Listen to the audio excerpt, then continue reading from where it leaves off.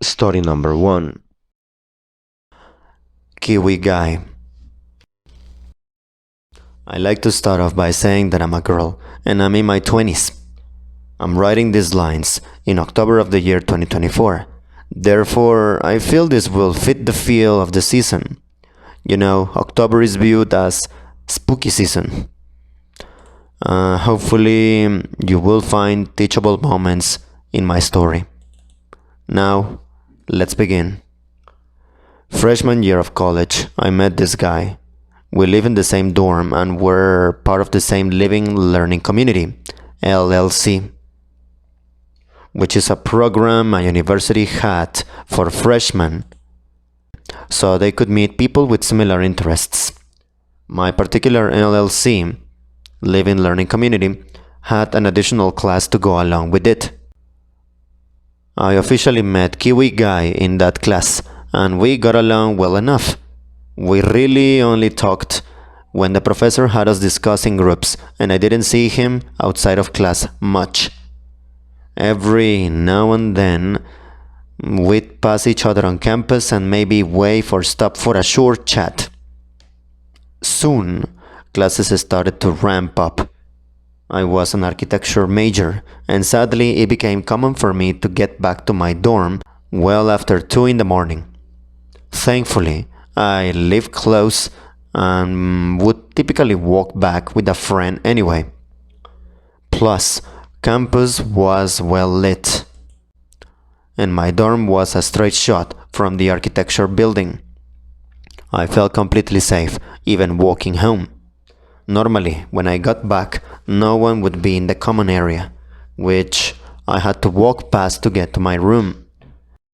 But it wouldn't be strange for a group of guys typically to be hanging out, playing pool, etc. This is where I would most often run into Kiwi Guy during freshman year. He'd wave, and if I was awake and aware enough to notice him, I'd wave back. Sometimes he'd just be coming back too and would hold the door open for me and we'd talk for a bit. He seemed nice enough, though I didn't know him that well. We had the same type of humor and he was easy to talk to. But as a few months went by, things started to pop up. No red flags or anything disturbing. Just odd. Random. One day I ran into him on my way back to the campus tour. We talked for a bit and he asked if I wanted a chopstick. As he said this, he pulled out a pair of chopsticks, the kind we got from the dining hall. He said they were extra and that he didn't need them. Personally, I find random and semi-chaotic things pretty funny, and the thought of telling my friends how a guy just handed me chopsticks made me laugh. So I took them. They were still in the packaging, but it was just the Royal Bamboo brand. Thinking back on it, I wouldn't have known if they had been used or not. I don't remember what I did with them. That interaction struck me as slightly strange, but I brushed it off, thinking he was just being quirky. I had a lot of friends that I could see doing the same thing, and just acting random and chaotic to be funny, but only among our friend group, not to a near stranger. Nothing else of note happened freshman year. Sophomore year, sadly, is another story. Every fall semester, I went to the dining hall alone. While I like eating with others, I enjoy the time to myself, to just watch a show or listen to a podcast. After I finished, I happened to pass Kiwi Guy on my way out. He was sitting down, also by himself. We got to talking about summer, classes, etc. Somehow we got on the topic of my dress, and I mentioned how I wished it had pockets. He mentioned he knew how to sew. We talked about hobbies for a bit, and then I left. A few weeks later, we had almost repeated interaction, except this time we got there at the same time. He was already set with his foot, So he followed me around as I got mine, and then I sat down with him. It was a regular conversation, but I got the impression that he wasn't really listening to my responses. Instead, just preparing what he was going to say next. Often, it wouldn't have anything to do with what we were talking about, or it would be sort of random again. For instance, we were talking about work, and he said his coworker told him he was just like Jesus. Interesting. I asked in what way, and he said the guy just said some verses from Ephraim, not a book in the Bible or Ecclesiastes. Okay then. Another example, during the same conversation, he said if I was ever bored, he had an Xbox at his apartment. We no longer live in the same room. That's all well and good, but we weren't talking about anything to do with games or boredom. He was like this throughout the conversations. Anyway, we ended up switching numbers, and the next day I added him on Snapchat. This is where things begin to get weird. Given Kiwi Guy's comments about sewing an Xbox, I got the idea that maybe he liked me, though I wasn't sure how I felt. He added me back on Snapchat and we had a short conversation about the weather. Out of the blue, he asked if I wanted him to bring me food. Once again, the topic of food or hunger hadn't come up. I was a bit weirded out but brushed it off. I sent him a picture of the snacks I had in my room saying I was all set up, but thank you. We would snap every couple of days. I would send him pictures of my messy desk and drawings. I don't remember what pictures he sent. Several more times, always out of the blue, he would ask if he could bring me food, if I wanted him to bring me food, etc. I always said no, because I thought it was strange. If he was trying to ask me out, why wouldn't he ask if I wanted to go somewhere and get food with him? Or do something together? That approach makes more sense to me, rather than bringing me some unspecified meal. Also, there was the question of, would he stay with me while I ate it? Or would he drop it off and leave? If it was the latter, I knew I would feel guilty, like I was using him. Not to mention, if he was trying to ask me out, why wouldn't he change up his approach, especially since I kept turning him down? Finally, there came a time where I mentioned I was cold, and he asked if I wanted him to bring me coffee. I was tempted, because coffee sounded pretty nice, and at least I knew what I'd be getting. But then came the questions. Would he pay for it? I didn't want him to, because then I feel like I owed him something. I was also trying to save money, so I didn't want to buy my own coffee. Plus, it was raining, hence the cold, and I didn't want him to go to the trouble of walking in the storm. To top it off, I didn't really want him in my studio anyway, architecture classroom. I had already decided I wasn't interested in him like that, but would continue to be semi-friends with him. And I was afraid if I let him buy or bring me food, I'd be leading him on. So I turned him down again. Later around dinner time, he asked if I liked kiwis. I told him I had never actually had one before. He asked if I'd like him to bring me one. At this point, I just appreciated that I knew what I'd be getting, and theoretically, there was no money involved. I said, sure. Later that evening, he showed up at my dorm in a black trench coat. This is the first time I had seen him in person in several months. Every other interaction had been over Snapchat. Right after I let him in, before we even made it to the kitchen, he pulled from the depths of his coat a set of knives. They were pretty shiny, and I admired them. I knew he liked to cook, so it made sense to me that he would have them.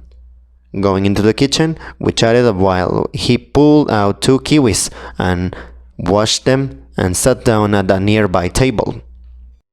He came over and gave me the one he had cut in half, sitting across from me. I'm spooning out the fruit. I notice he's just looking at me. I ask if he's going to eat his. Oh, they're both for you. That unnerved me. He brought 2 kiwis and was apparently planning on watching me eat both of them. I insisted, in a joking way, that he eat the other one. I then watched as he grabbed the one in front of him, uncut, and bit into it, skin and all. Apparently you can do that. He proceeded to eat it like an apple, and then hinted that he hadn't had dinner yet. I had, and I had a paper to write. Against my better judgment and wanting to procrastinate, I said I could eat. In my defense, my first dinner sucked. Leaving for the dining hall, he recognized and waved to some people in my common room. I asked how he knew them, and he said he was their weed friend last year. He assured me he hadn't partaken, only salt. Now, I'm not into drugs, and I try to steer away from people who do. Nothing against them, but life is easier for me that way. Besides, I have asthma. At dinner, we had another conversation just like the others, with a bunch of sudden topic changes. Leaving, I naturally went to the crosswalk near the dining hall, because I thought this was the end of our hangout. He'd have to cross the sidewalk to go home, and this is where I said goodbye. That didn't happen. We were just standing there now, not moving. I asked where he was going. Oh, I was following you. Okay, and I had brought him to the crosswalk, a pretty big hint that this was over. With no polite way to tell him to go home, we ended up going back to my dorm. His friends weren't there. And with no reason to go into the kitchen, we just walked down the hall. In no way did I want to bring him to my room. So I made a desperate turn into the vending machine room. We talked a bit in here. He looked at the candy and asked what my favorite was. These machines didn't have my favorite, and I joked that I was broke anyway, so it didn't matter. Again, he offered to buy it for me. This at least had more context and a better reason. Anyway, I thanked him but declined, not wanting to risk leading him on. We talked some more until eventually I said I had to go write my paper. In response, he lay down on the counter. I laughed, so I wouldn't be awkward because he was trying to be funny, and then walked him to the door. I could have just waved goodbye from inside because he was standing out there, waiting. I couldn't just stick my head out and wave either, because all the walls and doors are glass, and that would look pretty weird. So I stepped out. He made his move with his arm, and he looked to me like he was going to hug me, and it resulted in a weird side hug moment. He looked at me and asked what that was. I joked that I didn't know. He said he wanted to dap me up, so we did that 3 times. Then he left, disappearing into the night with his black trench coats and knives. I don't see him again, and gradually over winter break, our snaps fall off. Now it's February. I've crossed paths with him a lot more, mainly on the way to the dining hall. We'd usually just wave and smile. Sometimes he'd try and touch me, either by a high five or a fist bump on the shoulder. Once I ran into him in the dining hall. He asked me about winter break and if I had slain all my enemies. That's a bit of the quirkiness I was somewhat used to with my friends, so it didn't seem too weird to me. I ran into him another time, though, and had almost shot for shot conversation, including the slain enemies line. I guess it was his new opener. One day I'm having lunch by myself. I had a good stretch of time to eat and relax before I had to give a presentation. Enjoying my food and my podcast, all of a sudden my table starts to shake. It was wobbly anyway, so I thought someone bumped into it. Until I saw something drop to the floor. Rushing to swallow, take out my earbuds, and clear the hair from my eyes, I look up and lock eyes with Kiwi Guy. He was sitting uninvited at my very small table and was incredibly obnoxious doing it. Granted, maybe that wasn't all his fault, but still. Now I have an angry resting face anyways, and I was feeling irritated, so I didn't try too hard to make my face look neutral. I said hello, but his only response was to quickly whack his finger near the side of his mouth for an uncomfortable amount of time. Eventually, seeing that I wasn't getting it, he said I had something on my face. I wiped it away, but nothing was there. He looks confused and then shrugs and says, "Huh, I guess it's dead skin." Just what every girl wants to hear. I just look at him, growing more irritated. He decides to restart his interaction. He tells me he liked my hair. Yeah, I had cut it. And asks about winter break. Again, and then asks and clarifies that I had a dog. I thank him for the compliment. I said yes. I had a dog and asked if he wanted to see some pictures. He said yes, and as I'm going to pull up pictures, he says he'll show me pictures of the puppy his family put down. Hearing the word puppy, I had begun to "aww," but when he said put down, I wasn't sure what to do. It was so out of the blue. I don't think I said anything, but we showed the pictures. He said he was too sad, so he showed me the pictures of another dog. And then he asks, "What do you think of our Lord and Savior Jesus Christ?" I thought this was weird. Wording. Isn't a question. Do you know our Lord and Savior Jesus Christ? Anyways, I said I like him. KJ, Kiwi Guy, did an exaggerated thinking face, had stroking the non-existent bird and everything. Are you Christian? Yep, I am. Do you know what Monday school is? I asked if he meant Sunday school, but he was adamant that these kids he grew up with went to Monday school. I said I had no idea. Maybe it was a different denomination, or just an after-school club. He shrugged and then said, "I have a pentagram in my apartment." I raised my eyebrow. Weird, why? It was left by the previous tenant. I'm imagining a big bloody pentagram, like the kind they use in horror movies. So I jokingly ask if it's drawn in blood. He pauses for a second, and his eyes seem to light up. Yes. He then proceeds to go into how much blood, the type of blood, where it came from, etc. I zone out. Somewhere along the way, he points at my food and calls it shit. It was lo mein. Thank you very much. And delicious.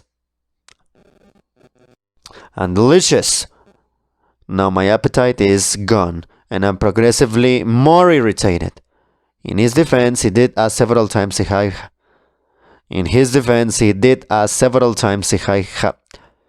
had somewhere to be. I should have taken the out, But since I technically didn't, I said no and stayed.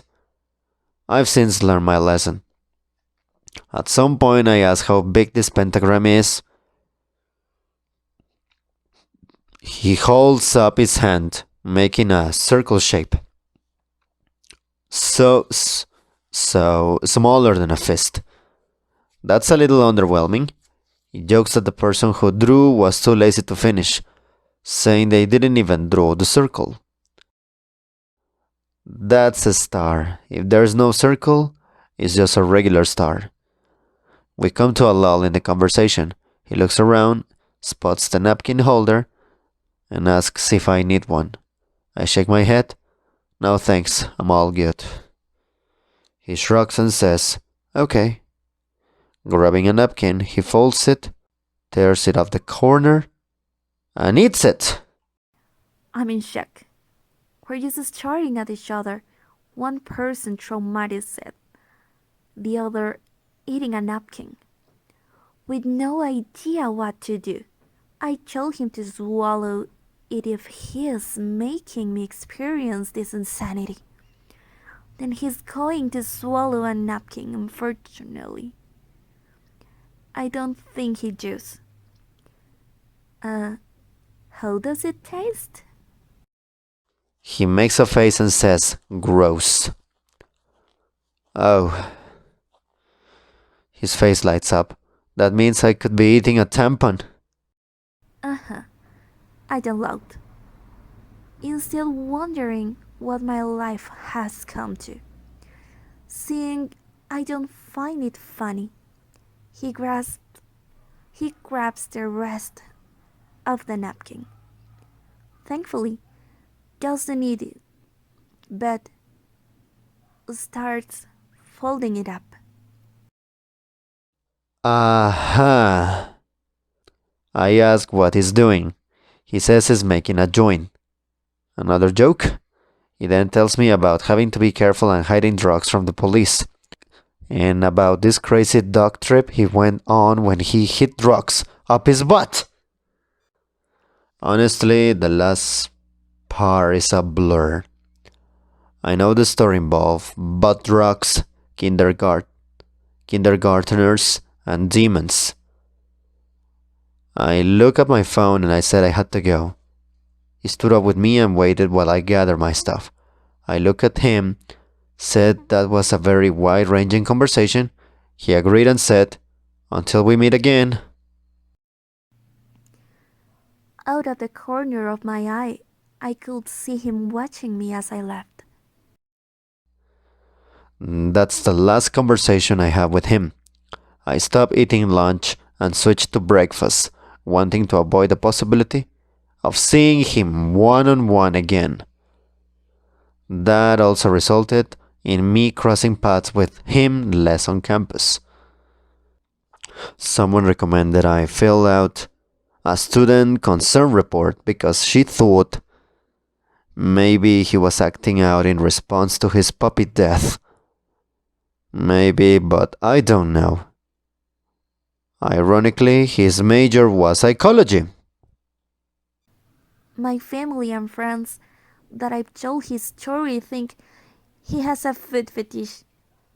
My mom thinks he likes shocking people. Let me know what you think. It sounds like he likes you and just really is socially awkward. I have the same problem not knowing when to walk away, distance myself when people act this way towards me. Your best bet is to keep distancing yourself from him, and if he keeps approaching, all you can do is ask for space. When I was at university, a really creepy guy in my class cornered me in the hallway and described what each one of my features looked like or reminded him of. He also told me he watches me in class. I went with two of my friends to the student personal affairs office and reported him. He had also done several other creepy things to a lot of other people. All the teachers were notified and kept an eye on his behavior, and I think he was told to stay away from certain people, including me. That's always a strong option. Sometimes you just need to let someone know and let the burden be taken away from you.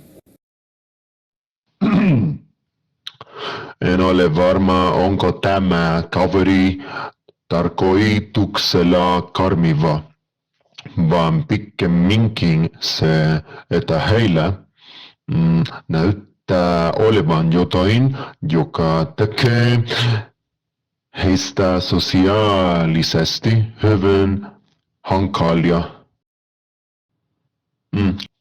Riippumatta siitä, jos he toimivat tavalla, joka teki sinut epämukavaksi, sinun olisi ehkä pitänyt lopettaa vuorovaikutus hänen kanssaan tai asettaa rajat hänen kanssaan aikaisemmin, ja jos tunnet, että on olemassa haavoittuvuus.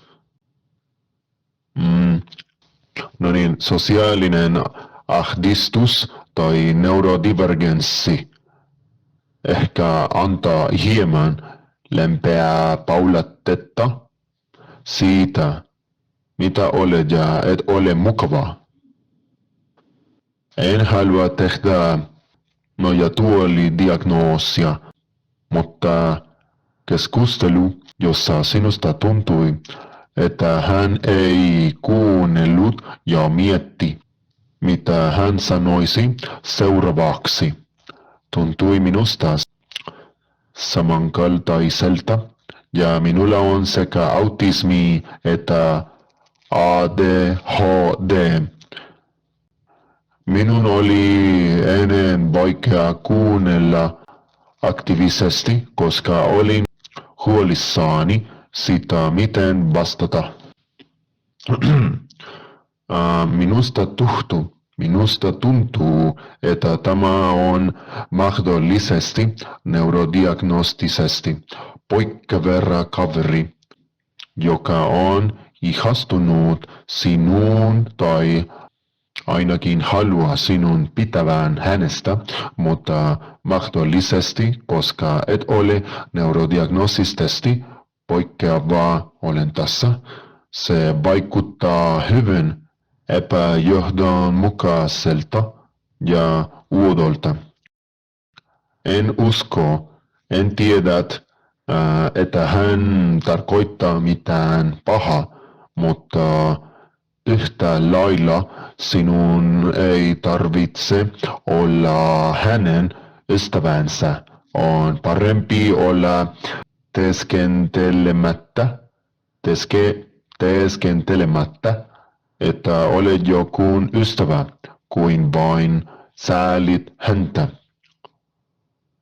Ole ystävällinen, mutta rehellinen hänelle ja aseta rajat.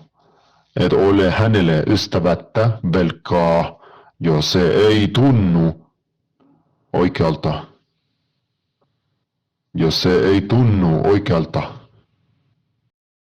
As iemand met aandaggebrek, hyperaktiwiteitsversteuring, klink dit soos 'n neurodivergente persoon wat probeer uitreik het en dalk verlief op jou was. Nie om jou ervaring te verkleineer nie, maar ek twyfel sterk of hy iets onheilspellends bedoel het.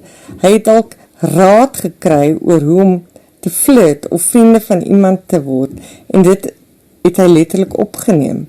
Miskien is dit net sy kommunikasiestyl. As someone with ADHD, this sounds like a neurodivergent who was just trying to reach out and might have had a crush on you. Not to belittle your experience, but I highly doubt he meant anything nefarious. He might have gotten some advice on how to flirt or become friends from someone and took it literally. Might just be his communication style. In elk geval, wat jy oor sy gedrag oorgedra het en hoe hy gepraat het, hy beslis op neurodivergente eienskappe, ten minste vir my. Ons kan 'n vreemde klomp wees, maar ons kan ook baie pret wees. Ek hoop jy het 'n beter ervaring in die toekoms. En any case, what you relayed about his behavior and how he talked definitely point towards neurodivergent traits. For me, at least, we can be a weird bunch, but we can also be a lot of fun. I hope you have a better experience in the future. 'n Klein wenk. Gewoonlik tel ons neurodivergente mense nie so maklik wenke op nie. So, om baie direk te wees is baie nuttig in terme van kommunikasie met ons. Selfs al klink dit vir jou onbeskof, is dit dalk presies wat ons nodig het om op dieselfde bladsy te kom. Hoop dit help. Little tip. Usually, us neurodivergent folks don't pick up on cues as easily, so being very direct is really helpful in terms of communicating with us. Even if it sounds rude to you, it might be exactly what we need to get on the same page. Hope this helps. Story number 2. The man on my patio. Warning. The following will be a long post, but I recommend you to read it all. So this happened to me when I was around 9 years old, and I'm 25 now, and it's something I will never forget. It gives me goosebumps to this day.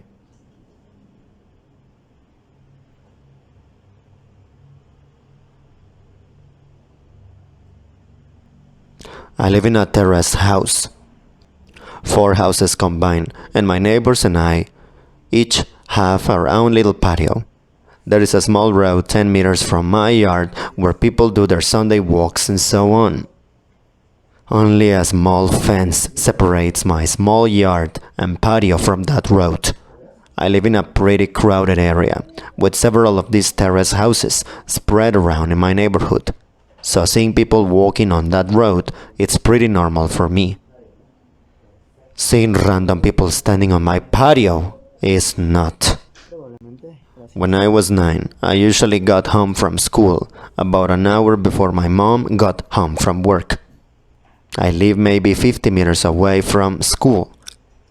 So my mom figured I was mature enough to be home alone for around an hour before she got home. This one day I got home from school, I did the usual thing, which was to make sure I locked the front door. I double checked that the back door leading to the patio was also locked. I was 9. Being alone was a little scary, even though it was in the middle of the day and only for 1 hour. I then rushed to my room upstairs to play as much PlayStation as possible before my mom came home and made me do homework. While playing, I heard this noise coming from outside my window. My window was located 1 floor over the patio, with a view to the road I told you about before. It was kinda like the sound of a cat, but my cat had been missing for over 3 months. Hope sparked, and I thought, oh my god, did he finally come back? I ran downstairs to check if it was my cat, but the sight that met me gives me goosebumps just writing this. There was a guy standing on my patio. A tall guy with black hair covering half of his eyes, making him look like a male version of the Ring woman or something. I could hear him making high-pitched sounds, almost like a cat meowing. A brown liquid was running down from his mouth, and I could see him spitting out my dad's stump cigarettes. He was actually eating from the ashtray. I was frozen, observing this. I eventually snapped out of it and screamed so loud that the man must have heard it. He didn't react. He kept on eating from the ashtray. I ran upstairs to my room, unlocked the door, and called my mom, who then called the cops. I've never been more terrified in my life.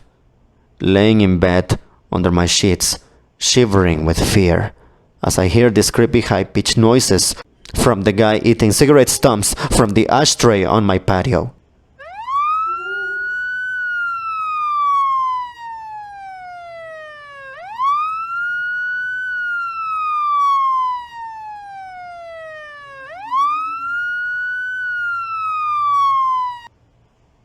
I kinda blacked out for a moment because the next thing I remember is the police arriving on the road by my yard. I hear them talking to the guy, saying stuff like, "What are you doing? Get over here or we will come down and arrest you," and so on.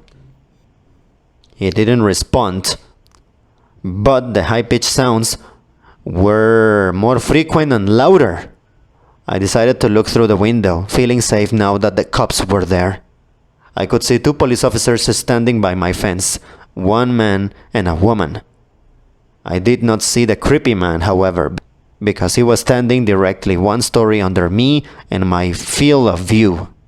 The police jumped the fence, and I remember hearing the creepy guy screaming louder than anything I've ever heard before. He charged the female officer with full force, and he fucking knocked her out cold. The male officer then immediately tased the guy, leaving him shaking on the ground, screaming still. The policeman struggled to keep him on the ground while putting handcuffs on him, but eventually made it. After a while, he managed to wake up the female police officer, who seemed to be badly hurt.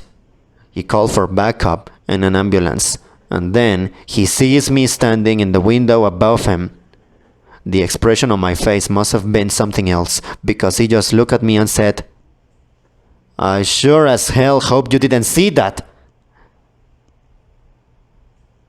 I started to cry, but this time, neighbors started to arrive wondering what the hell was going on. One of my neighbors, an elderly woman, made me calm down, and she took care of me until my mom came back home. The police took the creepy guy with them in the car and left. Before they left, they promised to come back and talk to us about what had happened.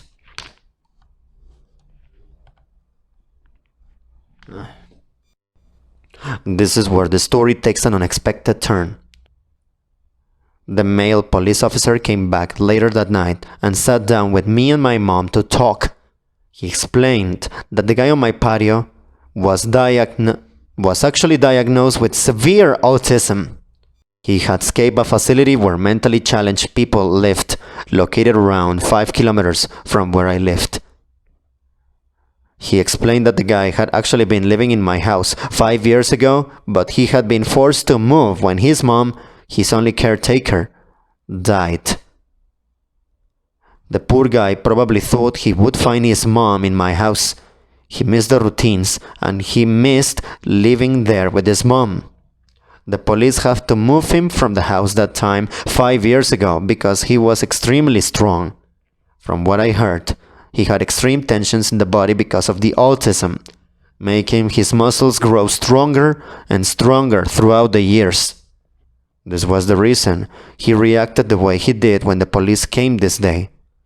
Still frightened, I told the police officer that he needed to make sure this would never happen again. He promised it wouldn't. After a few sleepless nights, my life got back to normal. The years went by and the guy didn't come back. Until 1 year ago, roughly 2018. At this time, my mom and dad had moved out. I bought the house from them and I'm still living there today. I was enjoying my morning coffee on the patio when I see this random guy stopping on the road by my fence. He just stands there looking at me. I look at him, give him a nod, and then I hear the high-pitched noises. Holy shit, it's him! His hair had turned gray, but the high-pitched sounds made me realize. My heart started racing and I instantly remembered the reason why he was back. I realized that he must have managed to escape again. Because I kept my cool a bit longer than when I was 9, I started to realize how sorry I felt for the guy. 16 years later, and he was back to look for his mom.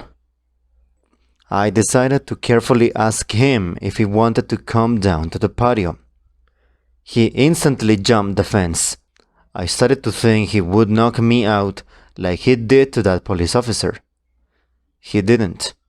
He smiled, and he looked at me and smiled. I offered him to sit down. He didn't respond.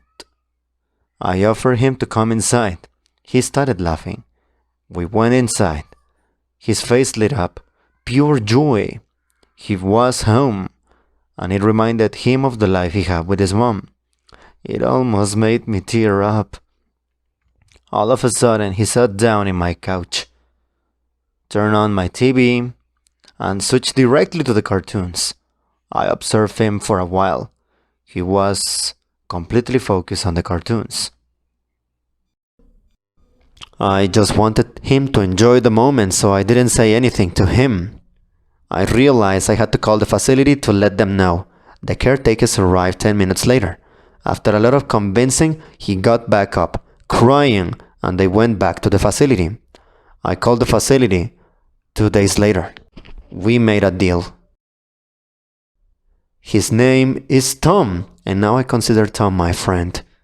Every Sunday from the day he returned, Tom and his caretakers visit me to watch cartoons. They say it's the highlight of his week. It makes my heart warm. Now, for several years, my thoughts were, let's not meet. Guy on my patio eating from the ashtray. Now my thoughts are, let's meet every Sunday to watch cartoons. My friend Tom. Great. Now I have something in my eyes. They won't stop watering. You're an awesome person. I met an autistic kid once. When I was working as a furniture repair tech, I came to the house, and the issue was the R-thirds of our webs collapsed. It turned out that it was the autistic boy's favorite spot to sit. Stem, laying and jump home. I could have just walked down and see the customer had broken it, and it wasn't covered under warranty. Instead, I'd spent a few hours turning the sofa arm to the most sturdy and comfortable item of furniture in the entire house. Several thick foam padding and longwood screws later, and the kid had the best spot in the house. I would have taken a sledgehammer to break that arm down again. After I literally rolled my van windows down about 50 times, he really likes power windows. He gave me a hug, and I left. His mother called me the next day and insisted I was start by the house as soon as possible. She wanted to thank me. I told her that wasn't all necessary, but she was relentless. I was stopped by on my way home, and she forced. Seriously, I tried to decline. 100 bill in my hand, with tears in her eyes. I know I'm not a very good storyteller, but I love thinking about how I helped them out and how much they appreciate it. I just wanted to share. My sister works with severely cognitively delayed people as part of her nursing rotation, and one of the things she says is that the best way to keep them calm is to give them something they can hold on to mentally. They like routine because when you have a lot of problems adapting to changing situations, either because of an actual cognitive delay or more commonly because you're not delayed, you're just not very good at thinking outside your understanding. Routine is something that's mapped out, where every situation has been explored, where you know what you're getting. The whole rest of the world is scary and might hurt you, and you don't think fast enough to avoid the hurt.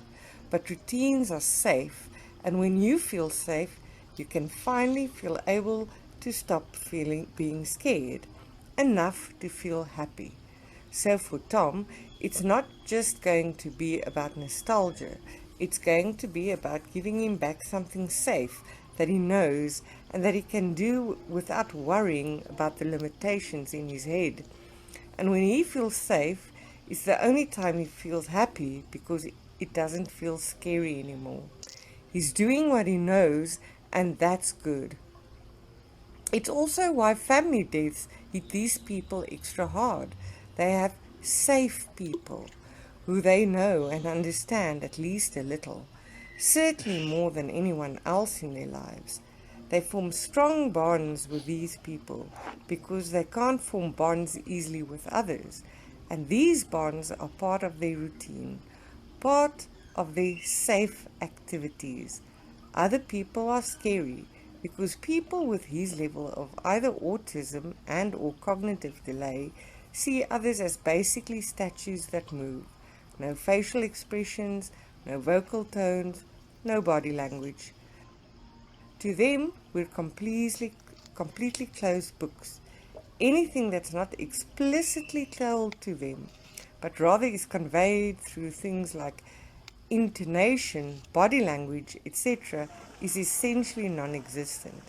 That makes other people incredibly scary. Imagine that everyone around you was a walking mannequin who could suddenly do something to you at any time, and you'd have no way of predicting it. You'd be scared of people too. So those people, they do understand, are safe people, and they form incredibly tight bonds to them because without these people, they're going to struggle hard to survive in the world of mannequins.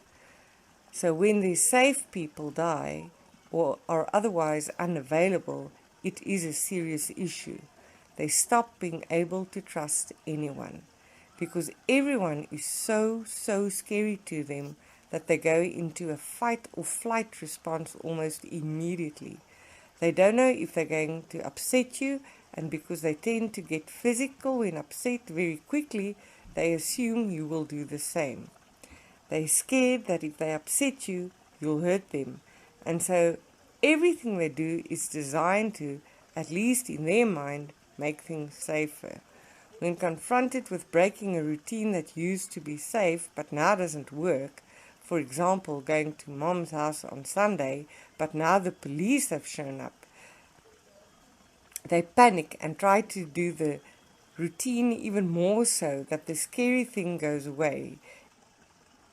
It becomes a lot easier to understand people like this when you realize that they live in a world that's divided into fear and safety, and almost everything and everyone they meet is firmly in the former category. Experience has forced us to become very pragmatic. I have a daughter like Tom, the guy from that story, and this story made me cry and cry hard. But that's not going to help my daughter. She just turned 18, and I'm only in mid-40s. But I've already started planning for her care after I'm gone. So yeah, we occasionally do lose it. But as soon as she starts getting upset and hitting herself, or has a dirty diaper, or gets hungry and banging her head against the fridge, then I just get back to work and do what needs to be done. My uncle has very severe cerebral palsy. My uncle was the second of 5 kids and spent his entire childhood in the hospital, and my dad told me they would all go to the hospital for holidays. Everyone always asked my grandma something that made her so mad. They would ask, "Why would you keep having kids after he turned out the way he did?" Well, that's the gist of the question anyway. He turned out like he did in an amazing way. My uncle is an incredible person. He has made national news and even rode his trike across America with my family to raise awareness of cerebral palsy, and that took 3 months to complete. When he was about 12, the doctor told my grandparents he was going to die, so they had him ride a tricycle to live maybe another year. He's now in his late 60s and still rides that tricycle every day. He even based his business around it. He had specially made trailer that he carried advertisements on while he goes across town every day. My family never planned for any of this to happen, and it would hurt my grandma so deeply when they would insinuate that he was a problem or a mistake. When he was about 6 months old, he got a really high fever. They couldn't get him to the hospital in time to stop the brain damage. But he is someone who is amazing to have in your life. I think the trick is you build up friendships with people who you trust to take care of them once you are gone. Maybe even have them become friends with some of the caretakers where you'll have him go if no one can take care of them. My grandma swore across her heart that she would never go back and change a single thing because he is perfect just the way he is.